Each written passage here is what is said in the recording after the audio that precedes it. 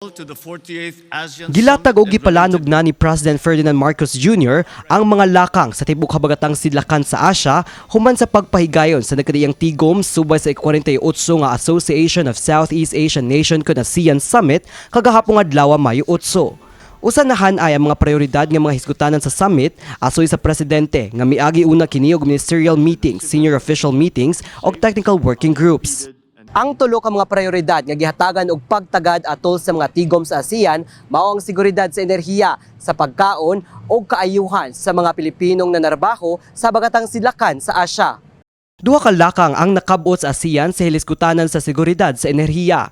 Naglangkob kini sa kasiguruduhan og ligong supply sa lana. Una, ang pag-expedite sa ASEAN Framework Agreement on Petroleum Security kon APSA, diin tinguha nga mapaspasan ang pagpatuman sa kasabutan alang sa emergency fuel sharing. Ikaduha, ang pagpaligon sa ASEAN Power Grid aron magtinabangay sa supply sa kuryente ang mga miyembrong nasod. Nga matod ni President Marcos Jr., muhatag og baratong kuryente sa halos 700 milyon ka tawo. Gibutyag sab ni Marcos Jr. nga aduna siya very little nga mabuhat sa nahitabong tensyon sa Middle East nga nakaapekto sa presyo sa lana. Apan gipasalig niya nga aduna nay close coordination sa ASEAN partners aron magtinabangay. The reason, at least I can speak for the Philippines, that we have, I would say, a good supply of the different types of fuel. We have diesel, of kerosene, of jet fuel, of gasoline. All of these things we have a reasonable supply.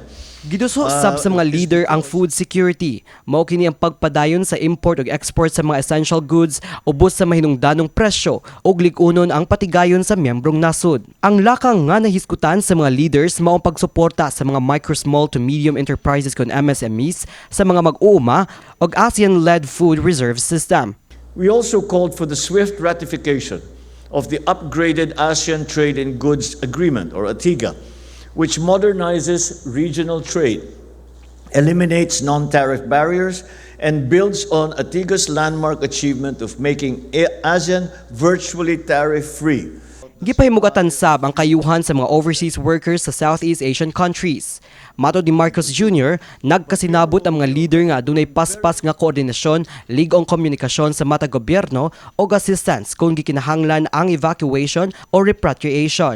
Samtang sa hilisgutanan sa sitwasyon sa South China Sea, gihulagway sa presidente nga kini unreadable ug misugyot nga mahinungdanon nga adunay hub alang sa maritime concerns and policies. What we are working for is the continued freedom of navigation and the peaceful navigation in South China Sea. Gideklarar sa ASEAN ang maritime cooperation aron matagad ang nagkadiyang isyong pandagat. Din giplanuhan ang katukuran sa ASEAN Maritime Center sa Pilipinas.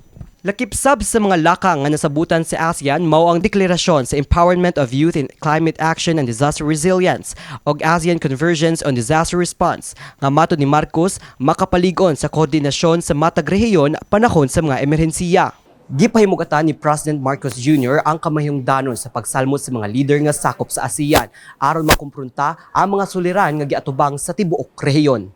Apan tungod sa sitwasyon sa Myanmar, taliwa sa nagpadayong civil war, mipadala lamang sila og representatives sa maong mahinungdanong tigom.